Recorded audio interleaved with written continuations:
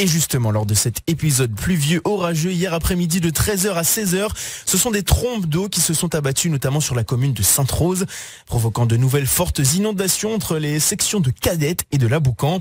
Philippe Cameau, prévisionniste à Météo France, revient sur ces forts cumuls de pluie à cet endroit au micro de Richard Garnier. Nous avons connu un épisode fortement pluvieux et même parfois orageux durant la deuxième moitié de la journée de hier vendredi, plus particulièrement sur la zone nord de la Basse-Terre et effectivement sur Sainte-Rose Cadette. Nous avons connu des cumuls assez importants suite à ces fortes précipitations tenaces, on va dire, et durables, qui font que localement nous avons atteint les 91 mm en moins de 3 heures, ce qui peut expliquer cette crue et ces inondations à un certain point de cette commune de Sainte-Rose. D'autant que sur des sols déjà trempés, durant l'épisode de Fiona, eh bien, la moindre précipitation qui puisée lorsqu'elle est remarquable ne fait qu'aggraver les risques de fortes inondations. Et donc durant ces intempéries hier après-midi, un secteur a été particulièrement touché, celui de Cadette Sainte-Rose, vous l'avez entendu. Durant un long moment, les résidents n'ont pas pu passer. Certains devaient notamment aller chercher leurs enfants à l'école. Un problème de montée des eaux régulier selon eux. Ils invitent les autorités à se pencher sur le sujet pour trouver une solution rapidement. Ronnie Albina est infirmier libéral. Il n'a pas pu se rendre au chevet de ses malades à cause de cette inondation sur la route. Il en a dit plus à Reims-Sizieng. Cette montée des eaux est assez régulière. En fait, dès qu'il pleut un peu trop et que les sols sont complètement détrempés, on a droit à une rivière improvisée qui nous empêche de circuler, qui nous empêche d'accéder au collège pour ceux qui veulent aller chercher leurs enfants, qui nous empêche de travailler. Moi qui suis infirmier libéral et voilà, ça c'est vraiment comment dire, ça reste vraiment régulier.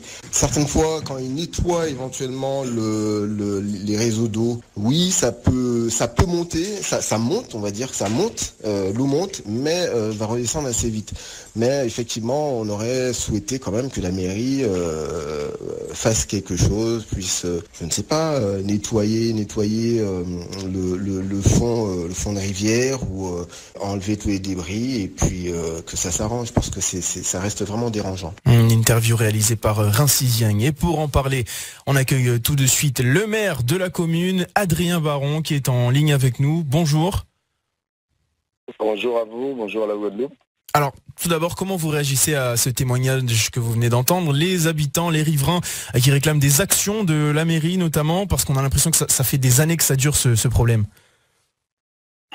Alors d'abord, je peux comprendre cette réaction, elle est légitime, hein, puisque lorsque vous avez effectivement des enfants qui sont scolarisés, que vous devez traverser la zone pour aller les récupérer, c'est embêtant. Cependant, je tiens tout de même à rappeler à cette personne que cette rivière, donc la grande rivière de Goyave, elle est d'intérêt régional, elle n'est pas communale, d'accord? C'est le plus grand cours d'eau de la Guadeloupe et elle ramasse des eaux sur toute la Guadeloupe avant d'arriver en terminaison sur Sainte-Rose. Donc je crois effectivement, et puis ce qui se passe en général, parce que les gens ne savent pas, mais ce qui se passe, c'est que les deux rivières font une seule.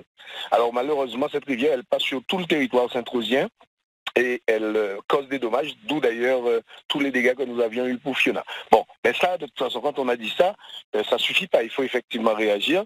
Je crois qu'il y a des dispositions à prendre, pour déjà premièrement un entretien régulier des berges de la grande rivière de Goyave, ça c'est vachement important, et puis l'autre petite rivière qui est une branche de cette grande rivière, qu'on puisse aussi l'entretenir.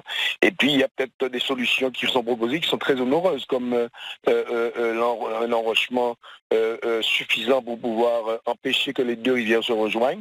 Mais là encore, comme je vous dis, c'est des coûts qui sont extrêmement importants et il faut que l'État, que le Conseil général et le Conseil régional puissent effectivement nous aider sur cette affaire-là. Je sais qu'il y a des dispositions qui sont prises actuellement, notamment avec les intercommunalités. Pas plus tard que hier, nous avons pris des dispositions pour mettre en place la GEMAPI à la CNDT, mais ce ne sera pas suffisant. Il faudra des moyens lourds. Mais vous voyez, ce qui se passe aujourd'hui, c'est la conséquence, encore une fois, d'eau qui arrive sur toute la Guadeloupe et qui descendent, parce que cette rivière trouve sa source, vous le savez, dans les montagnes et bien loin de Sainte-Rose. Oui, alors est-ce qu'il n'y a pas une solution potentiellement, alors je pose la question au cas où, mais au niveau de la route, cette route communale, est-ce qu'on ne peut pas l'aménager d'une certaine façon plutôt que de s'attaquer uniquement à la rivière ? Alors, vous savez, la rivière, lorsqu'elle est fâchée, il n'y a pas grand chose qui peut l'arrêter. Alors, on peut effectivement relever la route, ça peut se faire, mais je doute de mémoire d'homme, puisque bon, moi je suis Saint-Trosien, je vis là tous les jours. De mémoire d'homme, je ne pense pas que bon, relever la rivière puisse régler réellement le problème. On peut toujours le tenter. Il faudrait que les ingénieurs puissent venir et nous dire ce qu'il faudrait faire réellement. Mais je crois que le plus important, c'est de permettre à l'eau de circuler dans des bonnes conditions. C'est ce qui est important. Et si l'eau arrive à circuler dans des bonnes conditions, eh ben, on n'aura pas les soucis que nous rencontrons. Donc c'est un entretien des berges, un enrochement nécessaire certainement pour permettre que l'eau puisse, que l'eau puisse circuler dans des conditions maximales. Puisque vous savez, l'eau sort de son lit, la rivière sort de son lit, elle monte à des points à plus de 15 mètres de hauteur. Donc je ne sais pas si vous imaginez ce que ça peut être.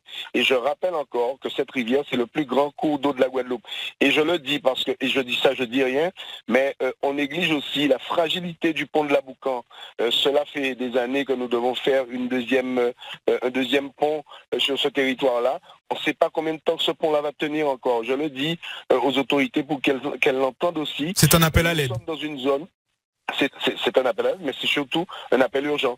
Et comme je vous dis, le jour où le pont de la Boucan cède, eh bien vous savez, c'est toute la Guadeloupe qui est coupée. Ce n'est pas uniquement Sainte-Rose, c'est le nord Basse-Terre complètement et la côte sous le vent qui sera coupée de la Guadeloupe. Donc il y a, comme je l'ai signalé à la préfecture, comme je l'ai signalé à la région, il y a une urgence de pouvoir se pencher sur les problématiques de la grande rivière de Guayave sur son versant de Sainte-Rose. Très bien. Et nous sommes volontaires, nous sommes complètement disposés pour cela. Le message est passé. Merci à vous, Adrien Baron. On rappelle que vous êtes bien sûr le maire de la commune de Sainte-Rose.